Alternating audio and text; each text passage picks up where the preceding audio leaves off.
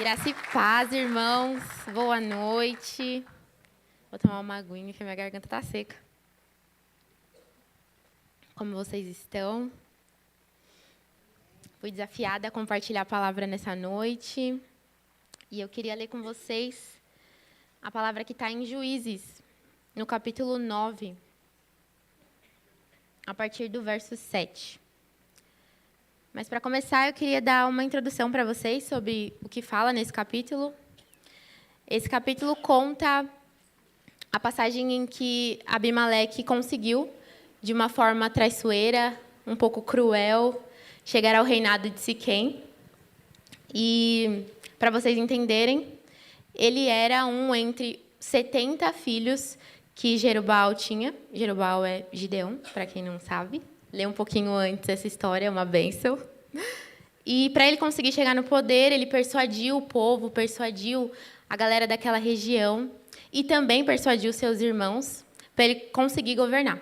O discurso que ele tinha era: para que nós termos 70 governando, se um só já é suficiente para governar? Então, num belo dia, ele foi e matou todos os seus irmãos, para que não restasse nenhum para ele poder governar sozinho. Porém, um deles conseguiu escapar. E esse um foi Jotão, que é o que escreve e fala essa passagem que nós vamos ler. E aqui na minha Bíblia, eu vou ler na versão Ara, tá? Esse texto, porque tem algumas palavras que estão no contexto que eu queria compartilhar com vocês. Nós vamos ler Juízes, no capítulo 9, a partir do verso 7, que diz assim. Aqui na minha Bíblia está o apólogo de Jotão. Avisando disto, Jotão foi avisado, aqui no contexto, de que seu irmão Abimeleque ia ser nomeado como rei. Então, a história começa assim. Avisado disso, Jotão foi e se pôs no cimo do monte Gerizim. E em alta voz clamou e disse-lhes: Ouve-me, cidadãos de Siquém, e Deus vos ouvirá a vós outros. Foram certa vez as árvores ungir para si um rei, e disseram à oliveira: Reina sobre nós. Porém, a oliveira lhes respondeu: Deixaria eu o meu óleo, que Deus e os homens em mim prezam, iria pairar sobre as árvores? Então disseram as árvores à figueira: Vem tu e reina sobre nós. Porém, a figueira lhes respondeu: Deixaria eu a minha doçura, o meu bom fruto, iria pairar sobre as árvores? Então disseram as árvores à videira: Vem tu e reina sobre nós. Porém, a videira lhes respondeu: Deixaria eu o meu vinho, que agrada a Deus e aos homens, iria pairar sobre as árvores? Então todas as árvores disseram ao espinheiro: Vem tu e reina sobre nós. Respondeu o espinheiro às árvores: Se deveras me unges rei sobre vós, vinde e refugiai-vos debaixo da minha sombra. Mas se não, saia do espinheiro fogo que consuma os cedros do Líbano. Então aqui ele faz uma sátira sobre a escolha do povo de colocar um rei que não era um rei bom. Eles escolheram alguém que não era bom para reinar sobre o povo. Mas não é sobre isso que eu queria falar com vocês nessa noite. O que eu queria falar com vocês são sobre as árvores que negaram ser colocadas no maior lugar sobre o povo. Nós vimos que a oliveira produz azeitonas. E a azeitona serve para fazer o azeite. E o azeite é frequentemente usado como um símbolo de paz, um símbolo de prosperidade, um símbolo de bênção. Nós temos também a figueira, que produz o figo, que é um fruto doce, que ele pode ser consumido tanto seco, tanto fresco, que pode ser feito doce. Então, tem várias utilidades. E nós também temos a videira, que produz a uva, que também faz o quê? Que nós conhecemos? O vinho. E o vinho, muitas vezes, é representado como alegria. Assim como na passagem em que Jesus transforma a água em vinho, ele trouxe muita alegria para o casamento em que ele estava. Então, cada uma dessas árvores que nós vemos aqui, elas sabiam exatamente qual era a função delas. Elas sabiam exatamente qual era o seu papel. Elas sabiam exatamente para que elas tinham sido feitas. A oliveira sabia muito bem que ela tinha que produzir as azeitonas. Assim como a figueira sabia muito bem que ela tinha que produzir os figos. E assim como a videira sabia que ela tinha que produzir as uvas. E isso nos mostra que todas elas por palavras, né, maravilhosas, ou pelo poder que elas poderiam ganhar. Porque elas sabiam exatamente qual era o papel delas na sociedade, elas sabiam exatamente o impacto que elas causavam no lugar em que elas estavam inseridas. E fica a pergunta para mim e para você nessa noite. Você sabe quem você é? Você sabe para que Deus te fez? Você sabe qual é o propósito do Senhor, que o Senhor tem para a sua vida aqui na terra? Nós cantamos agora há pouco que o nosso prazer tem que ser adorá-lo, o nosso prazer tem que ser louvar o nome dele. E sim, isso é uma das coisas que o Senhor nos fez. Mas como nós falamos sobre identidade, eu queria falar para vocês sabem o que significa identidade? Eu fui pesquisar o que significa identidade. Identidade é um conjunto de características que nos distinguem, que distinguem uma pessoa ou uma coisa, e por meio das quais é possível individualizá-la. Então, tudo aquilo que nos faz únicos tem a ver com a nossa identidade. Então, as nossas características físicas, os nossos gostos, a nossa personalidade, as nossas habilidades, o lugar em que nós estamos inseridos, as coisas que nós gostamos, o lugar que nós nascemos, a família que nós temos, a profissão que a gente escolheu, tudo isso é usado para formar e forjar a nossa identidade. Mas essa é uma definição que o mundo usa como significado de identidade. Para nós, como cristãos, vai muito além disso. Mas o mais importante é que, para nós, a nossa identidade sempre tem que ser a imagem e semelhança de Jesus. Foi para isso que ele nos fez, para ser imagem e semelhança dele. Então, se você não sabe qual é o seu propósito, se você não sabe qual é a sua identidade, se você não sabe para que o Senhor te fez, eu venho nessa noite te dizer, para mim e para você, ele fez você para ser imagem e semelhança dele. Amém? Então, com isso, eu queria ler com vocês Romanos, no capítulo 8, no verso 29, que fala exatamente isso. Pois aqueles que de antemão conheceu... Já está aparecendo aqui? Agora foi. Pois aqueles que de antemão conheceu, também os predestinou, para serem conformes à imagem do seu Filho, a fim de que ele seja o primogênito entre muitos irmãos. Então, o propósito de Deus para nós não é que nós sejamos ricos. Alguns, sim, podem chegar a ter riquezas, a conquistar muitas coisas. O propósito de Deus para nós não é nós sermos famosos, virarmos uma celebridade. Não. O propósito de Deus para as nossas vidas é para que nós sejamos santos e parecidos com Ele. Amém? Eu queria ler com vocês também uma outra passagem, que está lá em Efésios, no capítulo 4, no verso 11 ao 15. Que tem a ver também com o que nós lemos de Juízes, que diz assim: E ele designou alguns para apóstolos, outros para profetas, outros para evangelistas e outros para pastores e mestres, com o fim de preparar os santos para a obra do ministério, para que o corpo de Cristo seja edificado, até que todos alcancemos a unidade da fé e do conhecimento do Filho de Deus e cheguemos à maturidade, atingindo a medida da plenitude de Cristo. O propósito é que não sejamos mais como crianças, levados de um lado para o outro pelas ondas, nem jogados para cá e para lá por todo o vento de doutrina e pela astúcia e esperteza de homens que induzem ao erro. Antes, seguindo a verdade em amor, crescemos em tudo naquele que é a cabeça, que é Cristo.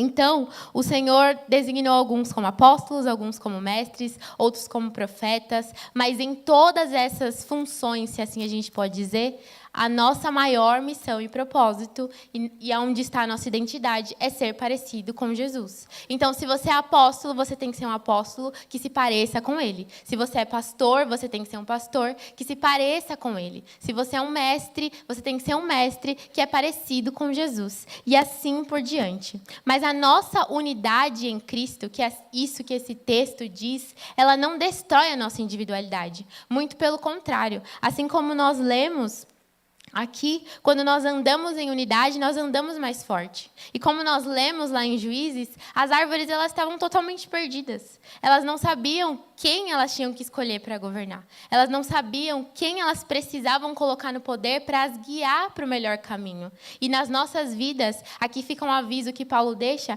para que nós não sejamos como crianças, para que nós não andemos perdidos. Mas quando nós não sabemos quem nós somos, quando nós ou talvez nós nos esqueçamos quem nós somos, nós acabamos perdidos. Assim como aquelas árvores estavam.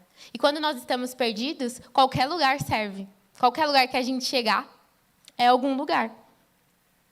Então, nós vimos que, no final do texto de Juízes, o espinheiro, mentindo, para as outras árvores, levaram todas elas ao erro. E não é isso que o Senhor nos chamou para viver. Não, o Senhor não nos chamou para sermos enganados. Muito pelo contrário, o Senhor nos chamou para sabermos exatamente quem nós somos e sabermos exatamente onde Ele quer nos levar. Então, quando nós somos exatamente aquilo que o Senhor nos chamou para ser, as coisas fluem de uma forma muito mais natural. Quando nós não estamos no lugar que o Senhor não nos chamou para estar, as coisas ficam mais difíceis. Tudo é mais pesado. Eu não sei você, mas quando você está fazendo alguma coisa que não é sua, não é para você, fica muito mais difícil. Há um esforço muito maior. E, às vezes, as coisas não acontecem. As coisas simplesmente não fluem, porque você sabe que não é o seu lugar. Mas também eu queria que vocês lessem junto comigo de novo. Em algumas partes, nas respostas das árvores, elas falam, aqui na minha versão, em pairar. Em outras versões pode estar dominar, Eu não sei como apareceu aqui, porque eu não olhei. Mas na versão que eu li para vocês aqui, da Ara, fala em pairar. E pairar tem vários significados. Entre eles, nós temos sustentar-se no ar. Nós temos, de uma forma figurada, olhar do alto. Nós temos também estar iminente ou ameaçar. E temos também hesitar, que é exatamente nesse contexto que eu queria que vocês focassem. O pairar da forma de hesitar, que significa tremer, que significa balançar, que significa vacilar. Então, nesse contexto, seria algo instável. As árvores seriam comandadas por alguém instável. E não é isso que o Senhor nos chamou para viver. O Senhor não nos chamou para viver na instabilidade. Muito pelo contrário. Ele nos chamou para viver firmados. E assim como na palavra diz, firmados na rocha. Então, quando os ventos vêm, quando as tempestades passam, quando as situações difíceis acontecem, nós estamos firmados. Nós estamos convictos de que nós estamos no lugar certo. Então, o Pai não quer que a gente ande dessa forma. O Senhor tem uma vida de excelência para cada um de nós, no lugar que Ele nos chamou para atuar, no lugar que Ele nos chamou para nos mover. Então, diante dessas verdades, diante disso que nós falamos, sobre andarmos num lugar em que o Senhor nos conduz para sermos exatamente o que Ele planejou para nós, como tem sido a sua vida até aqui? Como você tem visto, o seu dia a dia, as suas motivações, as suas vontades? Como você tem se movido? Você tem sentido que falta alguma coisa? De que alguma coisa não está acontecendo da maneira como você esperava? Ou sentindo que você tem andado em uma vida sem propósito, onde as coisas só acontecem, ou você é levado de lá para cá, como nós lemos nos ventos, ou nas ondas, em que tudo parece não ter sentido, ou que você vive um vazio que você não consegue explicar. O Senhor nos chama para viver uma vida diferente, para não andar dessa forma, para vivermos uma vida com um real propósito. Nós fomos tão inspirados domingo pelo pastor sobre mantermos o foco, sobre termos sempre os nossos olhos fixos no Senhor. E isso também tem a ver com a nossa identidade. Quando nós não sabemos para onde, quem nós somos, nós não temos um foco. Nós não conseguimos ter uma direção clara. Nós não conseguimos ver a luz que é Jesus iluminando os nossos caminhos. E nós temos tantos exemplos de homens e mulheres na Bíblia que não foram e não seguiram dessa forma, que sabiam exatamente quem eles eram, que tinham convicção de que o Senhor estava com eles e que, sim, eles podiam fazer grandes coisas. Nós temos o exemplo de Davi, e eu gosto muito da história de Davi, porque ele foi um homem segundo o coração de Deus, mas que, com tantas adversidades, com tantas palavras, que ele teve lançada sobre a vida dele, de que ele não podia, de que ele era o menor, de que ele foi rejeitado. Mesmo assim, no dia que ele foi usado, ele não teve dúvidas daquilo que ele precisava fazer. Ele não teve dúvidas daquilo que o Senhor tinha o chamado para fazer. Então, quando ele foi lutar com o gigante, ele não quis usar a armadura de Saul, porque ele sabia que aquilo não era para ele. Não era a identidade que o Senhor tinha para ele. Davi não ia fazer as coisas como Saul tinha que fazer. Davi ia fazer as coisas como Davi tinha que fazer, porque ele sabia quem ele era. Então, no dia que ele foi lutar com o gigante, ele saiu vencedor, porque ele não tentou ser outra pessoa. Ele não tentou usar, a armadura do outro, tentando fazer com que o outro, aquilo que o outro fez, pudesse surgir efeito sobre a vida dele. Muito pelo contrário, ele foi e foi ele mesmo. Assim como Daniel também. Nós vemos que foi um homem que perseverou, um homem que não olhou para as circunstâncias em que ele estava inserido, não teve medo do que poderia acontecer com a vida dele, e ele decidiu honrar ao Senhor. Nós lemos, quando você lê Daniel, você vê que tinham vários decretos do que eles não podiam fazer, que eles não podiam adorar ao Senhor, mas Daniel não estava nem aí para essas coisas. Ele não pensou nisso. Ele sabia quem ele era e, principalmente, ele sabia quem era o Deus dele. Então, quando ele ouviu e falou, não posso adorar o meu Deus, então eu vou adorar meu Deus 3 vezes por dia, com a janela aberta para todo mundo ouvir, e eu não estou nem aí com o que pode acontecer na minha vida, porque eu sei quem é aquele que está comigo. Amém? Assim como Sadraque, Mesaque e Abednego, assim como Esther, que quando ela foi levantada, no momento em que foi necessário ser usada a vida dela, ela não temeu, ela simplesmente confiou no Senhor e fez aquilo que o Senhor a chamou para fazer, no momento certo. E todos esses que eu comentei aqui, eles poderiam ter morrido, eles poderiam ter tido um fim diferente, e mesmo se tivesse, não ia mudar quem eles eram, ou a identidade que o Senhor tinha preparado para a vida deles. Mas eles negaram as suas vontades. Eles disseram não para a sua carne e decidiram fazer a vontade do Senhor e mudar a história, mudar o contexto em que eles estavam inseridos. E o nosso maior exemplo, que é Jesus. Jesus também viveu tudo isso. Jesus também teve que dizer não para as circunstâncias em que ele estava inserido, para todas as situações em que ele viveu, para que hoje eu e você estivéssemos aqui. Nós lemos que Jesus, ele sofreu muitas coisas. Ao mesmo tempo em que ele foi plenamente homem, ele também foi plenamente Deus. Então, ele experimentou todas as facetas da condição humana no seu corpo. Jesus também experimentou uma gama de emoções, desde a alegria de participar de festas de casamento, de todos os milagres e libertações que ele proporcionou, até o sofrimento e a dor na cruz. A última ceia, a agonia no jardim de Getsêmani, a traição de Judas, a negação de Pedro, o julgamento injusto e a crucificação. Todas essas foram experiências intensas e profundamente pessoais que Jesus viveu. Mas em todas elas, a certeza que ele tinha é de que ele era um filho amado. A certeza que ele tinha é que o Senhor tinha prazer na vida dele. Assim como no começo do seu ministério. Foi isso que ele ouviu. Esse é o meu filho amado em quem eu tenho muito prazer. Então, em qualquer situação em que ele viveu, então qualquer situação em que ele passou, eu tenho certeza que era isso que ele se lembrava. Não, eu sou um filho amado. Eu posso estar sofrendo aqui agora, mas eu sou um filho amado. Eu posso estar sentindo dor aqui agora, mas eu sou um filho amado. Eu posso estar no pior momento da minha vida, mas eu sou um filho amado. E é isso que o Senhor deixa para os nossos corações. Para as nossas vidas, essa é a verdade. Para as nossas vidas, essa tem que ser a verdade. Que eu e você, que nós somos filhos amados. Em que o Senhor tem muito prazer. Então, não importa as circunstâncias em que talvez eu ou você possamos enfrentar. Não importa as circunstâncias em que nós possamos chegar a viver. As dores, as traições, talvez assim como Jesus ser negado, ser rejeitado. Eu não sei, mas Deus sabe. Mas a verdade que tem que ficar para cada um dos nossos corações é que nós temos um propósito e que Jesus é o nosso maior propósito. Ser parecido com Ele tem que ser o nosso maior propósito. E se Ele conseguiu vencer, e se Ele conseguiu passar por tudo isso, nós também podemos, nós também conseguimos.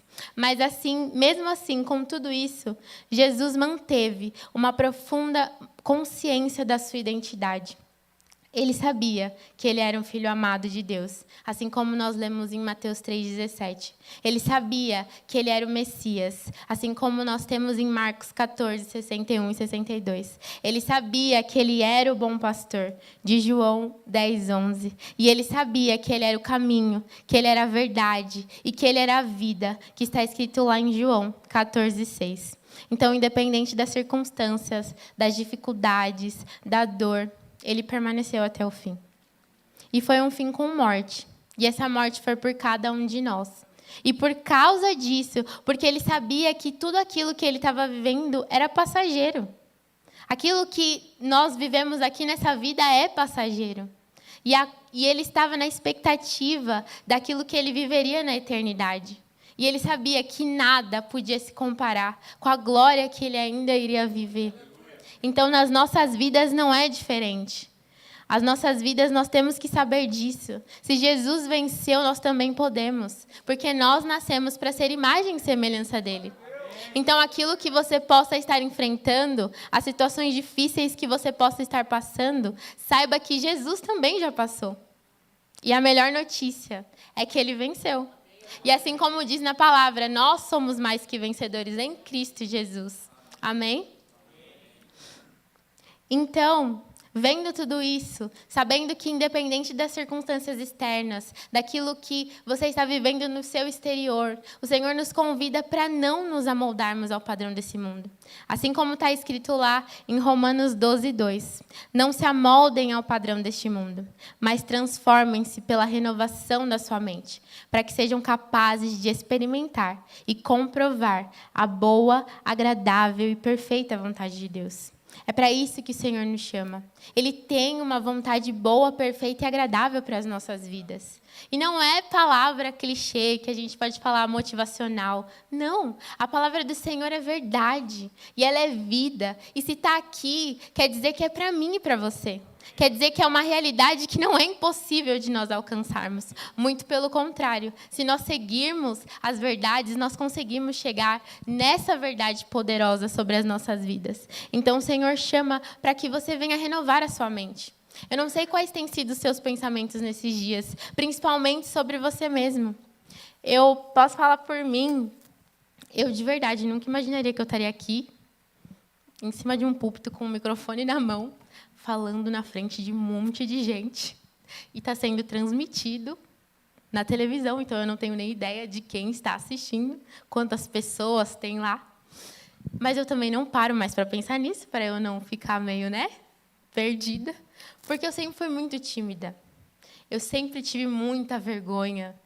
Mas no momento em que eu descobri quem eu era, no momento em que eu descobri quem era o meu Deus, tudo isso ficou para trás. Tudo isso ficou para trás. E hoje eu sei que eu estou no lugar certo, na hora certa, fazendo aquilo que o meu Deus me chamou para fazer. E isso é um privilégio que todos nós temos. Isso é um privilégio que todos nós temos. Amém? Meus pais estão chorando, é culpa deles. Se eu começar a chorar, a culpa é deles. Não vou olhar. Não vou olhar. Ó, eu tô indo bem, gente. Eu consegui até agora. Minha sogra também tá chorando. Não tá dando. Vocês vão ter que sentar longe de mim, gente. Não tem condição. Não, mas vai dar certo. Em nome de Jesus. Então, o que fica para nós é que nós não somos o que as pessoas dizem que nós somos. Nós não somos também o que nós fazemos. Nós não somos aquilo que nós temos. Nós não somos as coisas que acontecem com a gente. Nós somos quem Deus diz que nós somos. Você pode declarar para quem está do seu lado que ele ou ela é aquilo que o Senhor diz que ele é? Amém? Então não tem por que nós ficarmos perdidos. Não tem por que nós desanimarmos. Não tem por que nós andarmos sem direção. Não tem por que nós nos sentirmos vazios ou sentirmos que nós estamos incompletos. Nós não estamos aqui para andar numa vida instável ou inconstante. Porque o nosso Deus é o mesmo, ontem, hoje e para todo sempre. E se Ele conseguiu, nós também podemos. E se Ele fez, nós também podemos fazer. Amém? Então, o Senhor nos chama para continuar olhando para Ele. Continuar buscando a Ele. Foi através de conhecer a Deus que eu conheci quem eu sou. E é esse o convite que o Senhor nos deixa nessa noite. Ele nos fez para sermos imagem e semelhança dEle. Para sermos cada vez mais parecidos com Ele. E nós só vamos conseguir ser isso olhando para Ele. Todas as nossas dificuldades, todos os nossos problemas, quando a gente olha para Jesus, eles ficam tão pequenininhos. Amém? E eu queria deixar uma verdade aqui para a gente, indo para o final. O pessoal já está chegando. Que está lá em 1 Pedro 2,9. Acho que todo mundo conhece esse texto. É um texto muito conhecido, que eu amo. Toda vez que eu estou meio assim para baixo, eu vou e leio ele, que ele me dá uma vida. Que diz assim: vocês, porém, são geração eleita, sacerdócio real, nação santa, povo exclusivo de Deus, para anunciar as grandezas daquele que os chamou das trevas para a sua maravilhosa luz. Eu queria que a gente lesse junto. Você pode colocar aqui, por favor, no telão?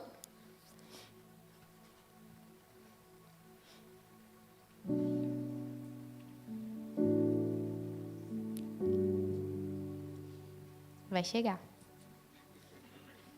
Oi? Ah, vamos repetir. Acho que não vai rolar, então tudo bem. Vamos ler juntos, então. Em vez de ler vocês, porém, nós vamos ler eu sou. Amém? Repitam comigo. Eu sou uma geração eleita. Eu sou um sacerdócio real. Eu sou a nação santa. Eu sou o povo exclusivo de Deus, que veio para anunciar as grandezas daquele que me chamou das trevas para a sua maravilhosa luz. Esse é quem você é. Você foi escolhido. Você foi eleito. Você foi separado. Você é propriedade exclusiva dele.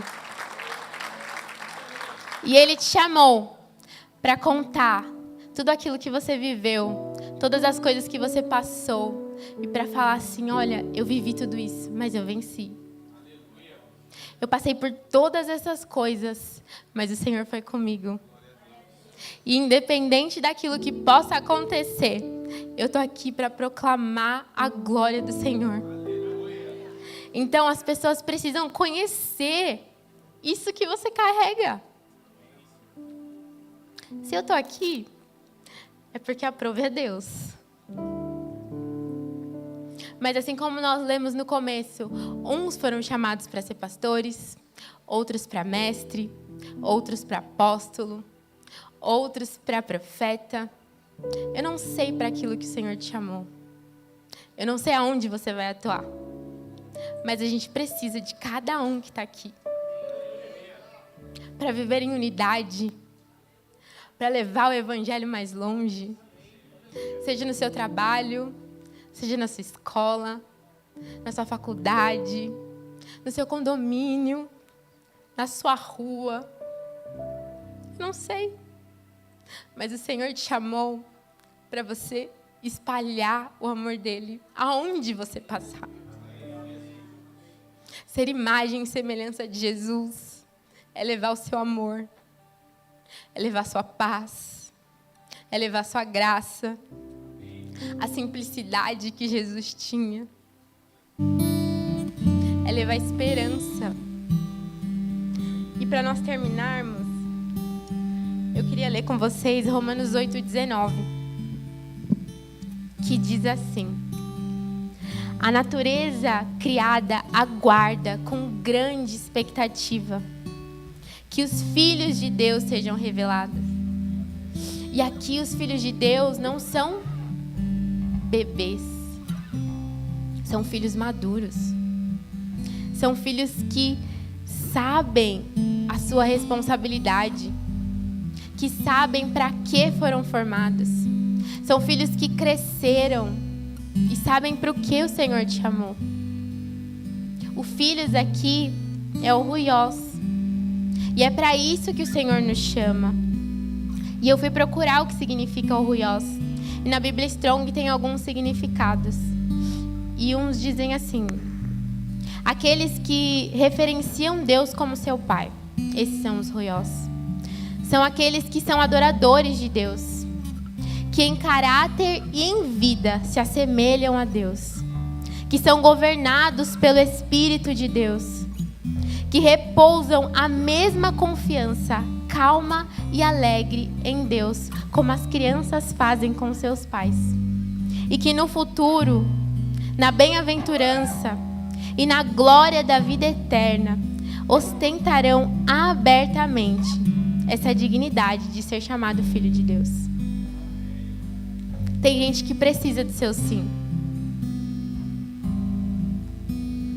Tem muita gente lá fora que não conhece o Senhor. E ele precisa do seu sim. Ele poderia ter escolhido outro método. Poderia ter trazido os anjos para fazer esse trabalho. Ou fazer tudo sozinho. Que ele não precisa da gente. Ele não precisava.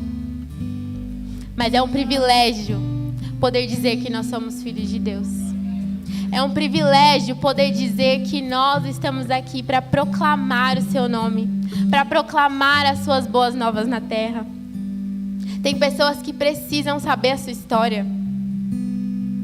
Tem lugares que, como o pastor mesmo diz, que ele não vai chegar, mas que você vai. Que a sua boca chega.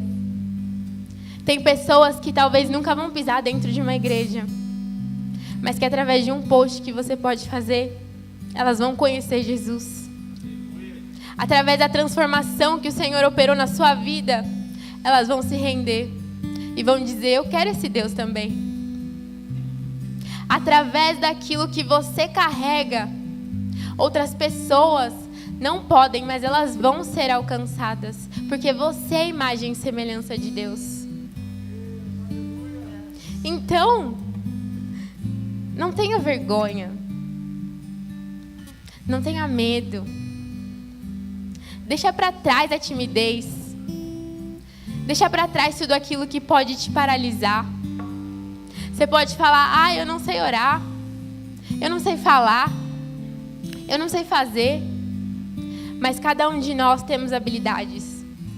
Cada um de nós temos dons, que foi o Senhor que colocou. E através dessas coisas é que Ele nos chama para fazer. Talvez você tenha um abraço como ninguém pode dar. Um sorriso que quando você abre a boca, as pessoas já se alegram no mesmo instante. uma risada que contagia. Talvez você seja aquele que conta piadas. Talvez seja você aquele que serve como ninguém e serve como Jesus. Eu não sei. Mas pergunte ao Espírito Santo. Pergunte para Ele aonde, no que você pode servir. No que você pode ser imagem e semelhança dEle. No que? Nosso Deus é o Criador de tudo. E Ele tem alguma coisa para revelar a cada um de nós. E se você não sabe, peça para Ele revelar. Você é a imagem e semelhança dEle. Ele sabe. Ele conhece. E Ele quer usar você para fazer a diferença onde você está. Então não ache que você não é importante. Não ache que você não tem valor. Não ache que porque você não está aqui em cima, talvez cantando, talvez levando a palavra, talvez tocando, que não tenha valor. Se não fosse cada um que está aqui atrás servindo, fazendo, se esforçando, entregando o seu melhor, nada disso aqui poderia ser possível. E Deus conta com você. Deus quer usar você. Deus quer fazer através da sua vida. Que nós não sejamos como aqueles que são levados pelas ondas, que não sabem para onde vão, mas que nós sejamos filhos maduros, que amam servir, que entenderam a sua função, o seu papel e que querem levar o Evangelho mais longe. Amigos, Deus é muito bom. Deus é maravilhoso. E eu creio que Ele vai fazer grandes surpresas na sua vida quando você se posicionar e decidir servi-lo. E para aqueles que já fazem, para aqueles que já sabem que o Senhor tem e faz na vida de cada um, há sempre mais. A fonte dele é inesgotável. Então há sempre mais. Busque um pouco mais. Vá um pouquinho mais profundo. O Senhor tem mais para liberar. E eu creio que é nessa noite. Eu creio que é sobre nós. Você não está aqui por acaso. Eu não estou aqui por acaso. O Senhor já sabia. E Ele preparou. Amém?